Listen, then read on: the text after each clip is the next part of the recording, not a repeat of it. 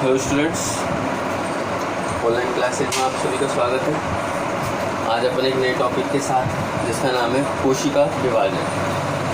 कोशिका विभाजन नाम से मालूम है कि इसमें कोशिका क्या होगी, विभाजित होगी। क्या होगी? कोशिका के विभाजन के बारे में अपन पढ़ेंगे।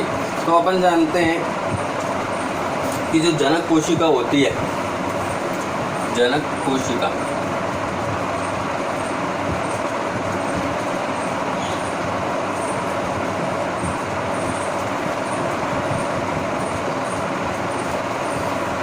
जो जनक कोशिका होती है, जब इसमें विभाजन होते हैं तो इसके फलस्वरूप पुत्री कोशिका का निर्माण होता है।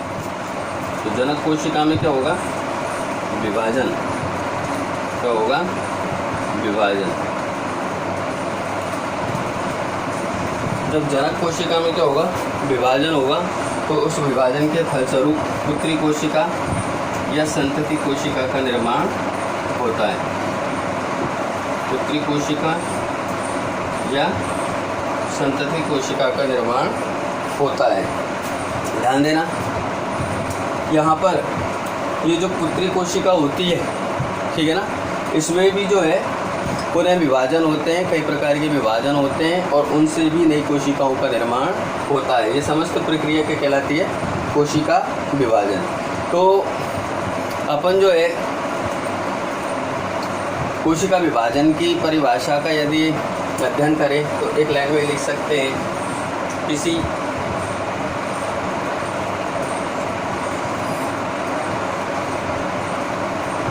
कोशिका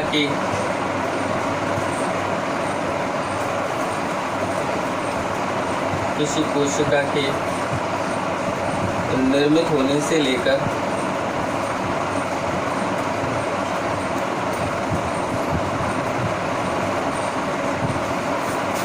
किसी कोशिका के निर्मित होने से लेकर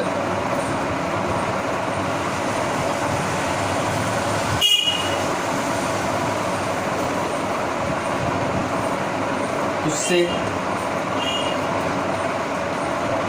बनने वाली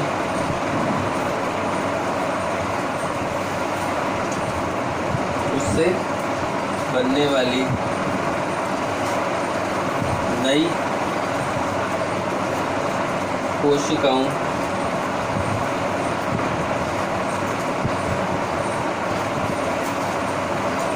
के निर्माण की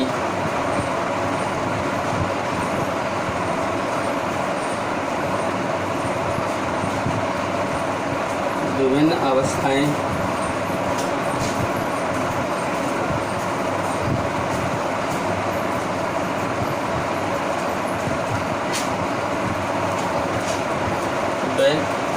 प्रावस्थाएं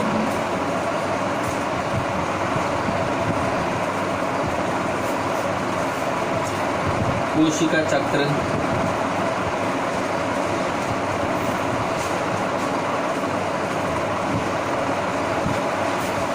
कहलाती है।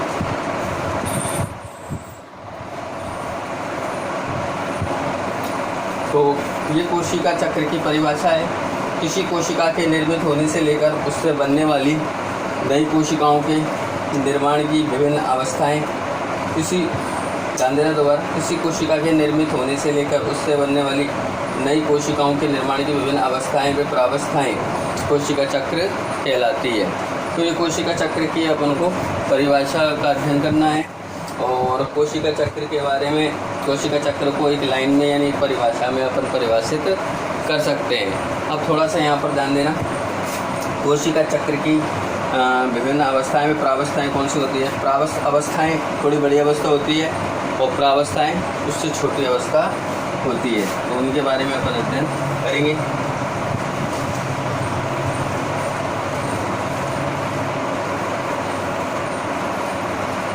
ध्यान देना,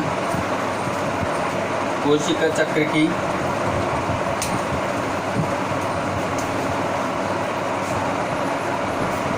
कोशिका चक्र की अवस्थाएं, यानी जो कोशिका चक्र होता है वो कितनी अवस्थाओं में होता है। पहली अवस्था अंतरावस्था।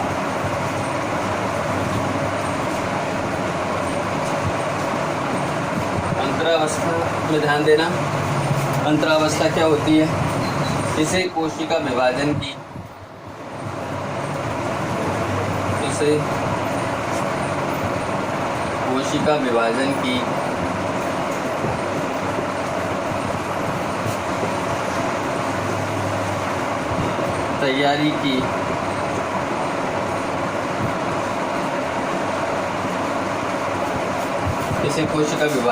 तैयारी की अवस्था भी कहा जाता है।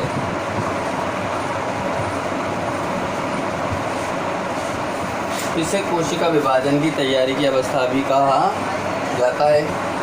ध्यान देना, इसमें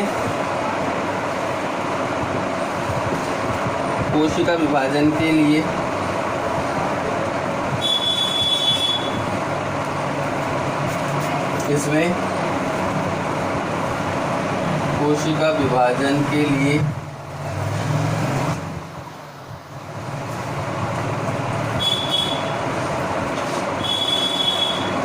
आवश्यक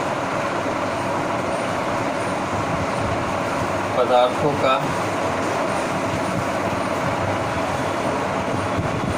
संश्लेषण किया जाता है। यानी कोशिका विभाजन के लिए जिन पदार्थों की आवश्यकता है उनका क्या किया जाता है? संश्लेषण किया जाता है। अब ध्यान देना, यहाँ पर ये अंतरावस्था जो है एक अवस्था है, इसकी निम्न प्रावस्थाएं होती है। इसकी निम्न प्रावस्थाएं होती हैं।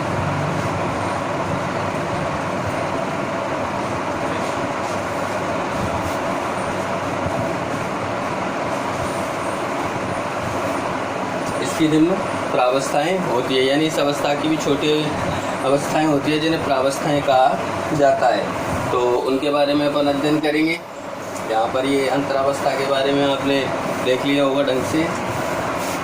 देखिए,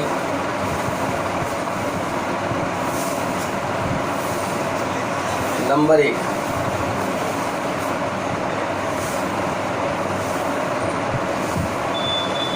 जीवन।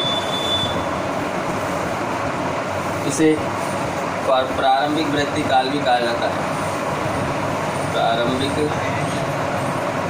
वृद्धि काल। ध्यान देना, इस प्रावस्था में कोशिका विभाजन के लिए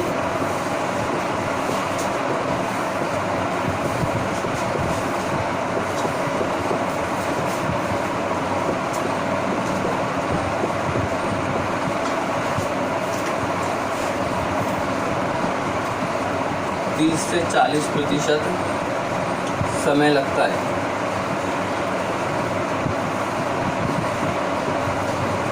पॉइंटों को देख लें। इसे पहला पॉइंट, इस प्रावस्था में कोशिका विभाजन के लिए 30 से 40% समय लगता है। नंबर दो की बात करें तो इसमें कोशिका के आकार में वृद्धि होती है। कोशिका के आकार में वृद्धि होती है।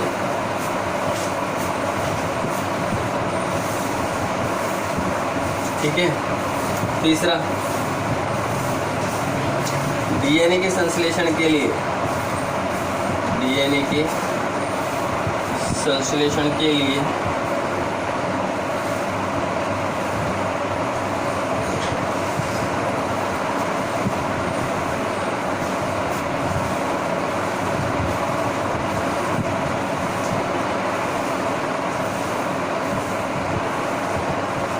प्रोटीन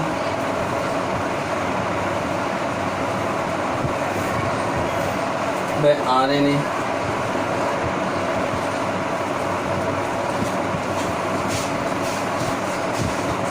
डीएनए के संश्लेषण के लिए प्रोटीन व आरएनए का ट्रांसलेशन होता है। ये जीवन यानी प्रारंभिक वृत्तिकाल प्रावस्था की विशेषताएं।